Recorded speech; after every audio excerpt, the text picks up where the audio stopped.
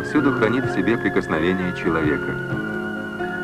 И сегодня совершенно очевидно, что интенсивное освоение ее богатств привело к экологическому кризису. Равновесие нарушено не в пользу природы и не в пользу человека. О том, насколько тревожна ситуация, размышляет академик Академии медицинских наук СССР, профессор Александр Григорьевич Чучалин. Болезни органов дыхания относятся к числу одних из наиболее распространенных в современном человеческом обществе. К ним относятся такие болезни, как бронхит, бронхиальная астма. И то, что мы особенно отмечаем с большой тревогой, это рост числа патологий органов дыхания, вызванных промышленным воздействием, то есть нарушением экологических агрессивных факторов, влияющих на здоровье человека. Этот безудержный рост патологий органов дыхания связан с резкими экологическими нарушениями, произошедшими в связи с развитием индустрии последних 3-4 десятка лет. Но сегодня мы, как ученые, должны и ориентировать правильно общество в том, что не только агрессивные факторы, воздействующие на человека через атмосферу, почву, воздух, через продукты сельского хозяйства и так далее, но некоторые формы болезней начинают предопределять и генетические факторы, которые несут следующее поколение, нарождающееся поколение. Иначе говоря, человек, находясь в утробе матери, имеет целый ряд серьезных легочных заболеваний, обусловленных наследственными механизмами.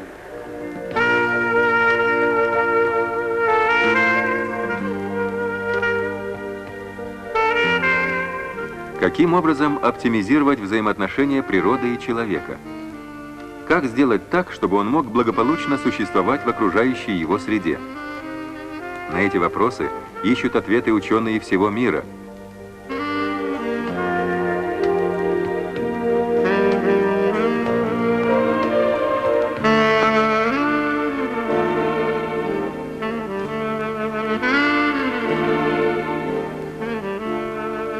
Киев.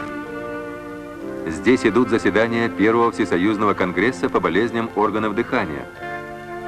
В научной программе новые методы диагностики и лечения, профилактика и реабилитация, хирургия и медицинская кибернетика, квантовая терапия, экологическая пульмонология и спелеотерапия.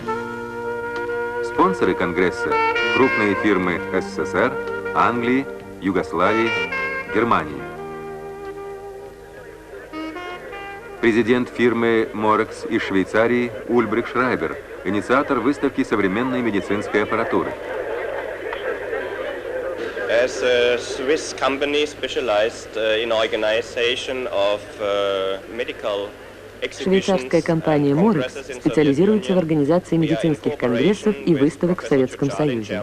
В данном случае этот конгресс был организован в кооперации с профессором Чучалиным. Все компании на выставке представляют различные страны мира. И все они прибыли сюда, чтобы оказать помощь Советскому Союзу и рассмотреть возможности дальнейшего сотрудничества в лечении легочных заболеваний.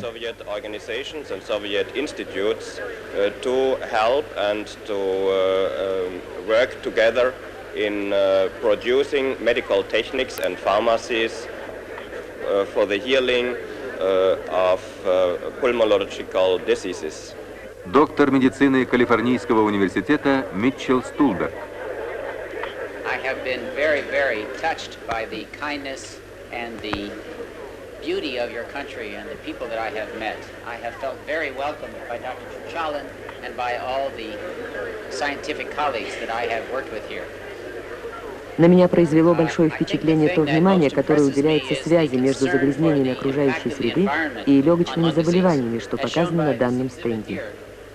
Очень большая работа была проведена уже в этой области, и мы разделяем вашу озабоченность касательно связи между легочными заболеваниями, астмой и загрязненностью воздуха.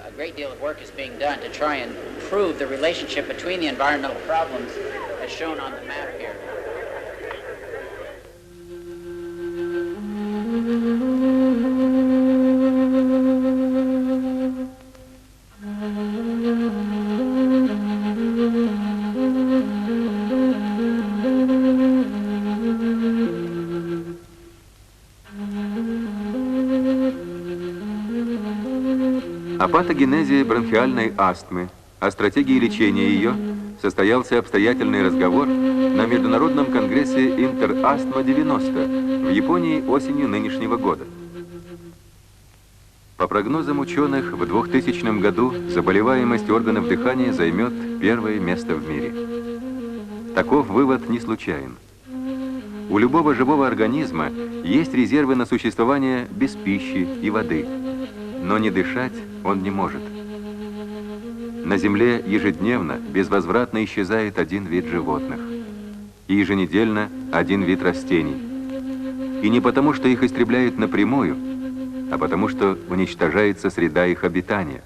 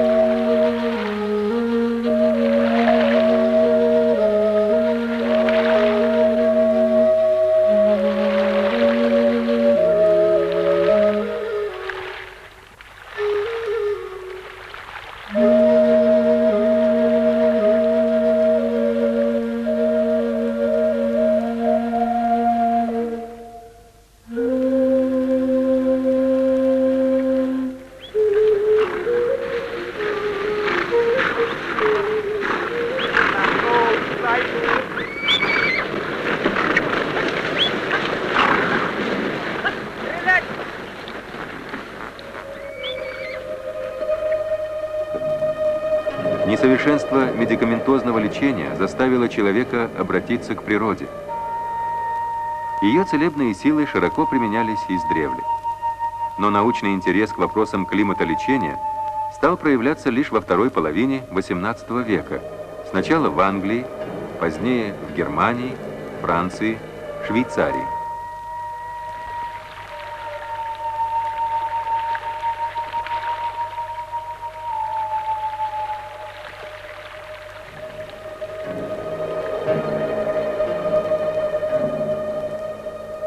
На территории Советского Союза, начиная с XIX века, климатолечение на первых порах было связано с питьем кумыса в степных местностях и в горных районах Средней Азии.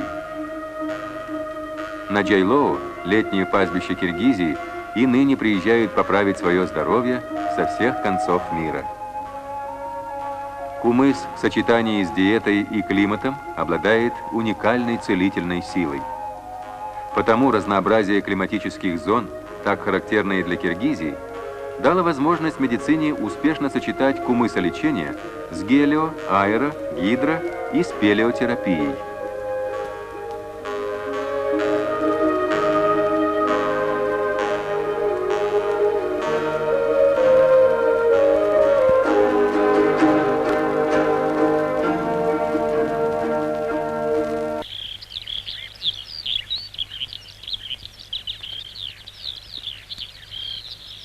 Говорит ученый-секретарь Института геологии Академии наук Киргизской ССР, спелеолог Василий Николаевич Михайлов.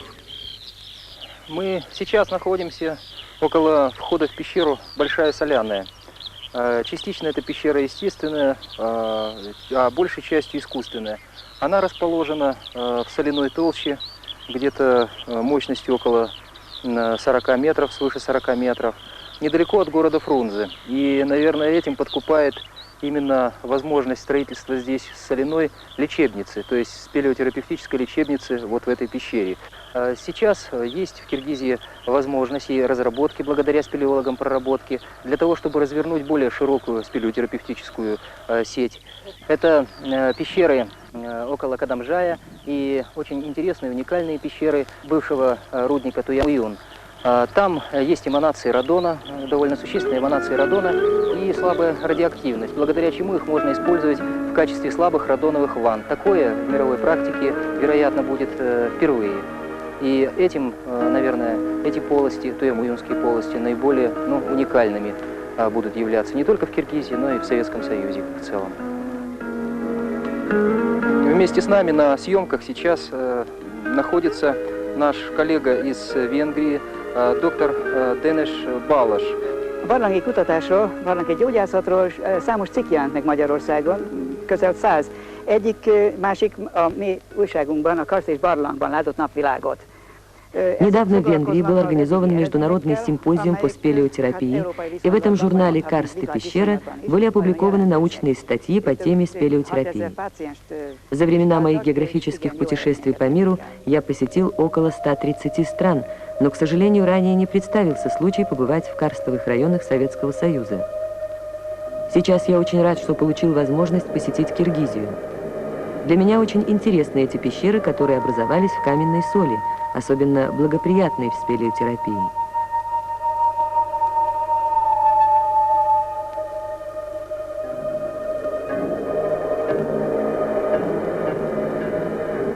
Каковы же основные лечебные факторы микроклимата подземелья?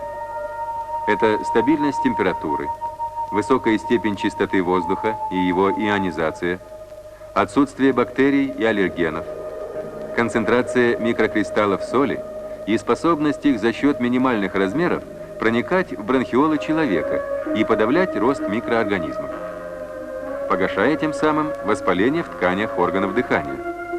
Лечение микроклиматом соляных шахт и карстовых пещер уже на научной основе широко применяется в пульмонологии.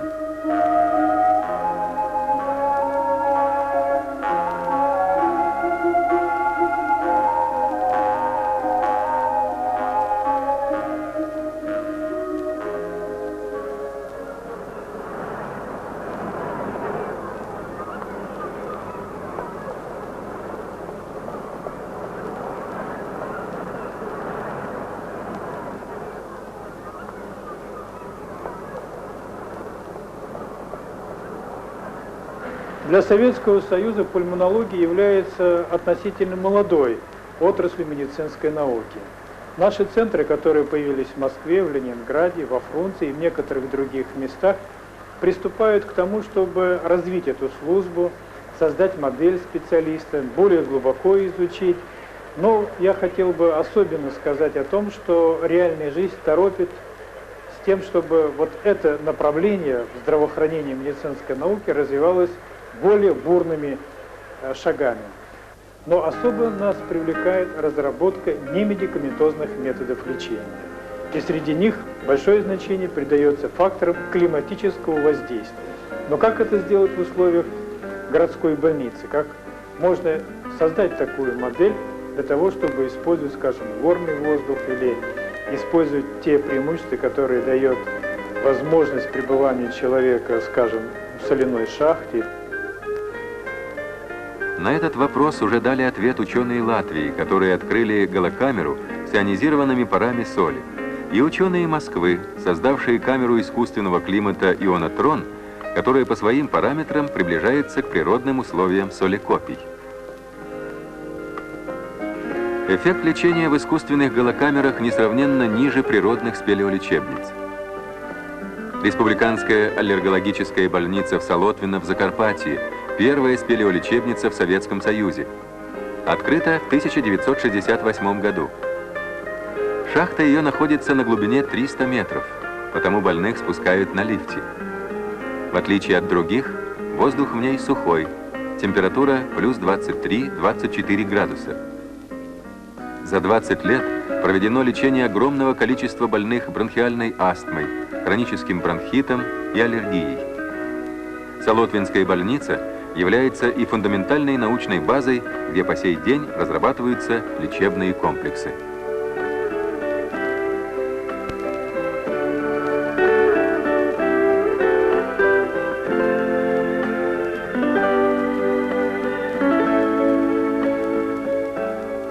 Белая пещера в Цхалтубо, в Грузии.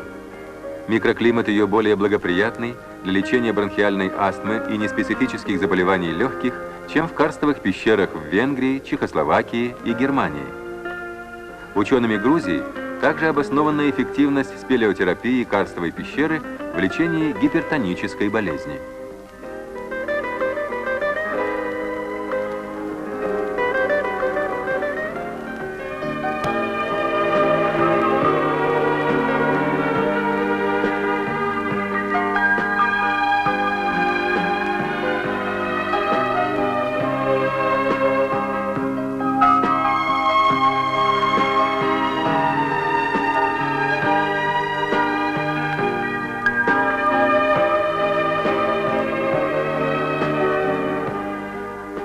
Чон-Туз в Киргизии.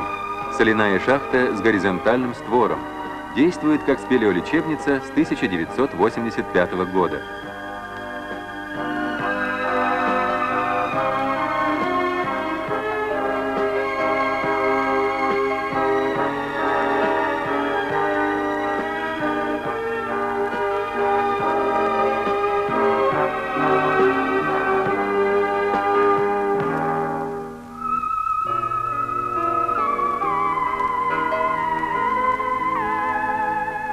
Методика лечения предусматривает адаптацию к горному климату, а затем подземные процедуры с нарастанием времени до 12 часов в сутки. В летние школьные каникулы здесь лечатся дети. Я приехала из Иссыкуля. Меня зовут Молдогазеев Тамерлан. Я приехал из Алматы. Меня зовут Бушмелев Игорь. Я приехал с Чимкента. Меня зовут Рустам. Тарабеков Махсат. Я приехал с Таласа. Я Зардинова Лейла, приехала из города Алматы. С 3 лет болею бронхиальной астмой. До этого была на Черном море, 2 года на Черном море, 2 года на Иссыкуле. Но мне это не помогало. Здесь я себя чувствую лучше. Я болею с 3 месяцев бронхиальной астмой. Каждый год езжу на Иссыкуль и принимаю там лечение. Но результаты остаются незначительными. Я лечился по методике Бутейко, но это помогло мне, но не очень. Когда я приехал в шахту Туз, здесь мне очень помогло. Ну, я хочу еще раз сюда приехать, так как здесь очень хорошо и можно вылечиться от такой болезни. Меня зовут Зульфира. Я приехала из города Алматы. У меня был нос заложен, а теперь мне стало легче и перестала кашлять. Нос открылся, да? Да. Когда нос открылся? У меня нос открылся. У меня нос открылся. С соляными горами. И вот на этих солерудниках, начиная с 1985 года, построена спелелечебница. К сегодняшнему дню мы уже через эту спелелечебницу пропустили более 10 тысяч больных бронхиальной астмой и обструктивным бронхитом. Генеральный директор Киргизского республиканского экспериментального научно-производственного центра куратологии и традиционной медицины Нарбеков Омарбай Нарбекович. Это самый эффективный и надежный метод, который существует на сегодняшний день.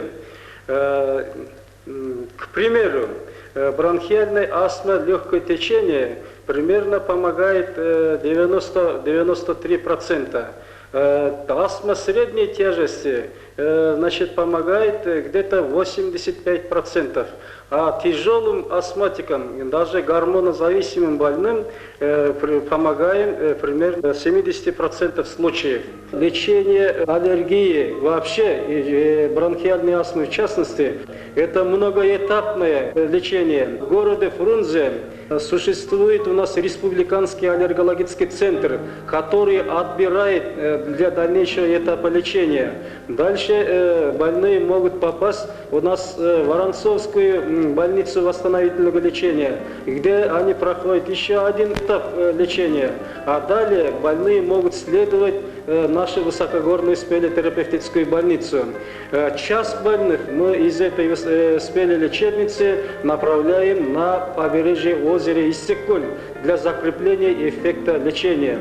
Учитывая очень высокую эффективность высокогорной спелеотерапии, на сегодняшний день встает или назревает проблема о расширении этой спелелечебницы Чонгтус или совместной советско-китайской фирмы